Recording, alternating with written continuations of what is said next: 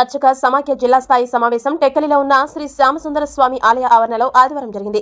ఈ కార్యక్రమంలో జిల్లా నాయకులు అర్చకులందరూ అర్చకుల భవిష్యత్ తరాలకు ఉపయోగపడేలా కొన్ని ముఖ్యమైన సమస్యలపై నిర్ణయాలు తీసుకుని ప్రభుత్వానికి నివేదిక పూర్వకంగా సమస్యలు ఇచ్చే విధంగా అందరూ సహకరించవలసిందిగా కోరారు.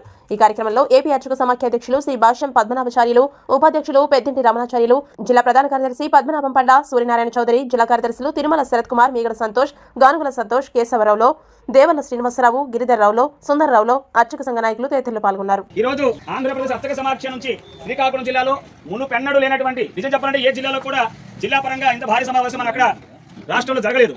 మొట్టమొదటిగా మన శ్రీకాకుళం జిల్లాలో ప్రారంభించాం.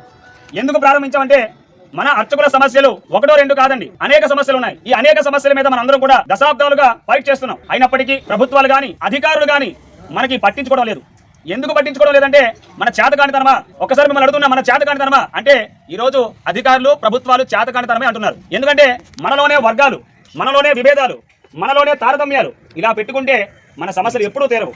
ఇది ఈనాడు చెప్తుంది కాదండి. శ్రీకాకుళం జిల్లాలో అనేక సందర్భాల్లో, అనేక మండలాల్లో, డివిజన్లో మనం సమావేశాలు ఏర్పాటు చేసుకున్నప్పుడు మనందరం కలిసిమెలిసి పని చేయాలి, మన సమస్యలు మనమే తీర్చుకోవాలనే ఉద్దేశంతో అనేక సందర్భాలు మీ అందరూ పిలుపునిచ్చాం. ఆ పిలుపులోనే ఈ రోజు శ్రీకాకుళం జిల్లాలో ఇంతమంది రావడం, ఈ సమావేశాలు పాల్గొనడం, రాబోయే రోజుల్లో మన కార్యాచరణకు మన సమస్యలు ప్రభుత్వం దృష్టిలో తీసుకునే విధంగా మనందరూ కూడా ముందుండి పోరాటం చేయాలని మరొకసారి మీ అందరూ పిలుపునిస్తున్నాం.